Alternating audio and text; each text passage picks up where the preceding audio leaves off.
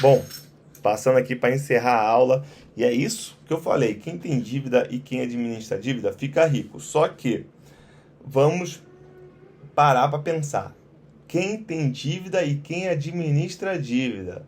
O que é administrar a dívida? É você fazer uma dívida, né? Fazer uma dívida que vai fazer você ganhar muito mais dinheiro do que esta dívida aqui precisa para ser paga.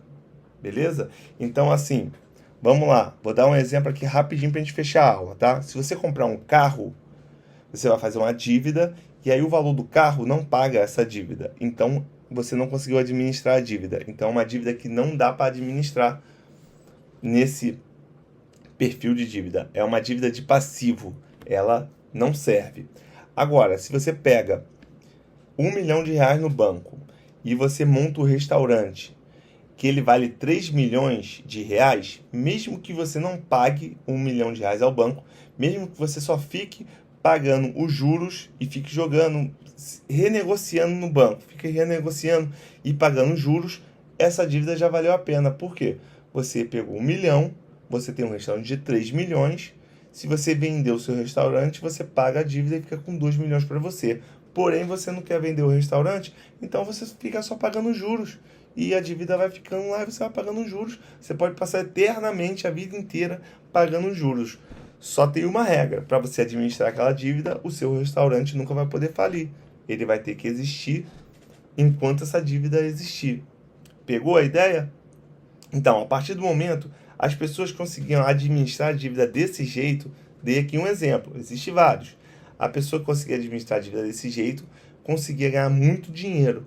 E aí apareceram novas pessoas ricas, novos ricos, que eram administradores de dívida. E aí eu falei que eu ia mostrar um livro para vocês, né? Só um momento. Esse livro aqui, Pai Rico, Pai Pobre. Robert Kiyosaki, tá? É o nome do autor, Robert Kiyosaki. O Robert, ele... Já estou chamando ele pelo primeiro nome, parece até que ele é meu vizinho aqui.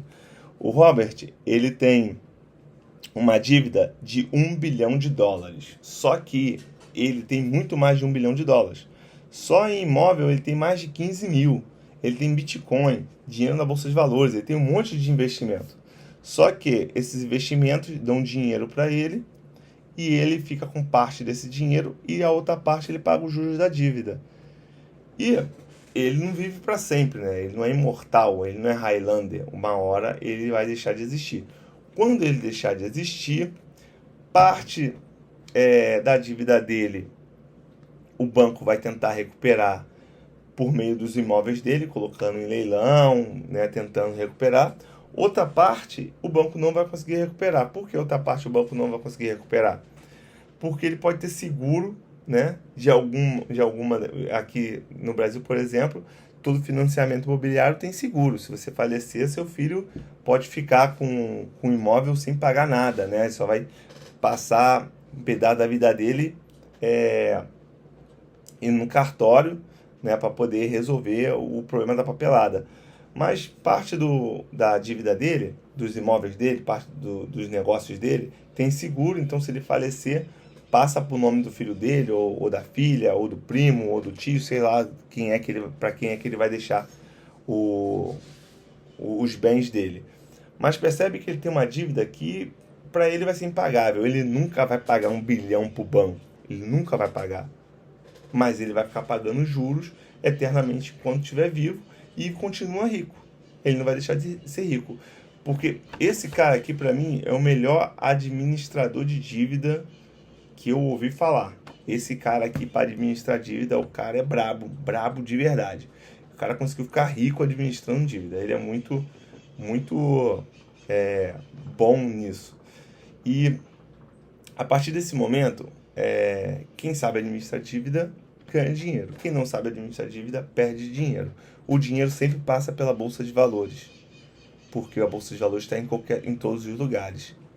Então, quem não entender isso vai estar dentro da Matrix, vai trabalhar, vai pagar as contas e não vai conseguir criar um patrimônio, tá? Quem não entender isso. E quem entender isso vai conseguir aprender a administrar dívida e vai conseguir investir na Bolsa de Valores, que é onde você vai retirar o dinheiro.